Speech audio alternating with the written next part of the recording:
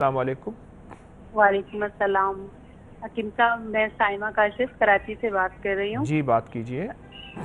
جی، میرا مسئلہ یہ ہے کہ میرے شوہر اچھے خاصے سرکاری ملازم بھی ہیں، آمدنی بھی گھر میں آتی ہے، لیکن قرض ہے کہ ہمارا اترنے کا نام نہیں لیتا، اور اتنا زیادہ قرض اب جمع ہو گیا ہے کہ وہ ہماری اتارنے کی استطاعت سے باہر ہے، ہم لوگ بالکل ٹھیک، اتارنے سے قاصر ہیں۔ آپ چاہتے ہیں کہ اور قرض اتر جائے؟ جی، قرض اتر جائے ایک تو یہ اور مسئلہ ہے آپ رزق کا، میں برکت۔ اس کے علاوہ جی، رزق میں برکت چاہتے ہیں؟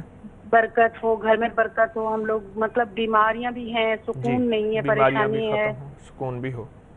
جی، بس قرض کا بہت بڑا مسئلہ ہے، جی، کچھ مجھے پڑھنے کے لیے اس میں طرح سے بتاؤں بتا گا آپ دیجیے کو۔ کہ سب سے پہلی اللہ چیز تو یہ پاک۔ ہے، جی گھر ہمیشہ بیوی چلاتی ہے، شوہر نہیں چلاتا، اور بقول ایک اللہ والے کے آمدنی اپنے بس میں نہیں، انکم اپنے بس میں نہیں، خرچ اپنے بس میں ہے۔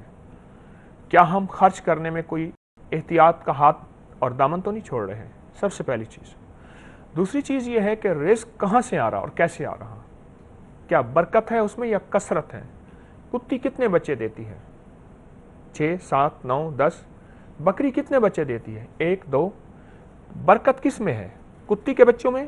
اگر ہوتی تو آج کتوں کے ریوڑ ہوتے، سڑکوں پہ گاڑیاں نہیں گزر سکتے، جتنے بچے دیتی ہے۔ اور بکری، اس میں برکت ہے۔ تیسری چیز، میں ایک وظیفہ آپ کو عرض کروں گا، یا نافعو، یا نافعو، سارا گھر پڑھے، گھر کا ہر فرد پڑھے اور بہت زیادہ پڑھے۔ اس کو تو میں نے بعض لوگوں کو روزانہ 11 ہزار پڑھوایا، 40 ہزار پڑھوایا، 1100 بھی پڑھ لیا۔ جتنا زیادہ پڑھ سکیں ہر حالت میں پڑھیے یا نافع ہو۔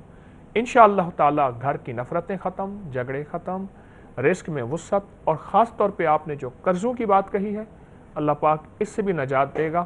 لیکن ان دو پہلی چیزوں پہ آپ کی نظر انشاءاللہ ضرور رہے گی، اور میں آپ کے لیے دعا بھی کروں گا۔